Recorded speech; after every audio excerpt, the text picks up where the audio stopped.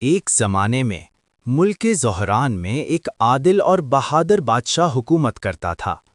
بادشاہ کا نام بادشاہ سکندر تھا۔ وہ انصاف پسند، رحم دل اور رعایا کا خیر خواہ تھا۔ اس کا ایک ہی بیٹا تھا، شہزادہ کامران، جو عقل و بہادری میں اپنی مثال آپ تھا۔ ایک دن بادشاہ شکار کے لیے جنگل گیا۔ وہاں اس نے ایک زخمی سفید ہرن دیکھا، مگر اس پر ترس کھا کر شکار نہ کیا۔ اسی رات بادشاہ کی طبیعت بگڑ گئی۔ دن گزرتے گئے مگر بیماری بڑھتی چلی گئی۔ حکیم، طبیب، درباری سب عاجز آ گئے۔ ایک رات محل کے دروازے پر ایک سیاہ نقاب پوش عورت آئی۔ اس نے کہا، میں بادشاہ کا علاج جانتی ہوں مگر قیمت مانگوں گی۔ بادشاہ کی جان بچانے کے لیے شہزادہ مان گیا۔ وہ عورت محل میں رہنے لگی اور چند دنوں میں بادشاہ بہتر ہونے لگا۔ بادشاہ نے خوش ہو کر اس سے شادی کر لی۔ وہ ملکہ سایہ کہلانے لگی۔ محل میں عجیب واقعات۔ شادی کے بعد محل میں عجیب باتیں ہونے لگیں۔ چراغ خود بجھ جاتے، رات کو سرگوشیوں کی آوازیں، محل کے جانور مرنے لگے۔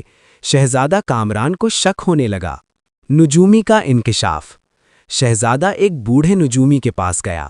نجومی نے ستارے دیکھ کر کہا، ملکہ کوئی انسان نہیں، وہ 400 سال پرانی سایہ جنی ہے، جو بادشاہ کی جان چوس کر اپنی طاقت بڑھا رہی ہے۔ خطرناک منصوبہ۔ نجومی نے ایک خفیہ تعویذ دیا اور کہا، جب وہ آدھی رات کو اپنے اصل روپ میں آئیں تبھی اسے ختم کیا جا سکتا ہے۔ شہزادہ ساری رات جاگتا رہا۔ اصل روپ۔ آدھی رات کو محل اندھیرے میں ڈوب گیا۔ ملکہ سایہ کا جسم دھواں بن گیا، آنکھیں سرخ، بال بکھرے، ہاتھ پنجوں میں بدل گئے۔ وہ انسان نہیں تھی، وہ ایک خوفناک سایہ تھی۔ آخری جنگ۔ شہزادے نے اللہ کا نام لیا، تعویذ فضا میں اچھالا اور تلوار سے وار کیا۔ ایک چیخ گونجی، سائے جلنے لگے اور ملکہ راکھ بن گئی۔ نجات۔ اگلی صبح بادشاہ مکمل تندرست تھا۔ محل سے اندھیرے ختم ہو گئے۔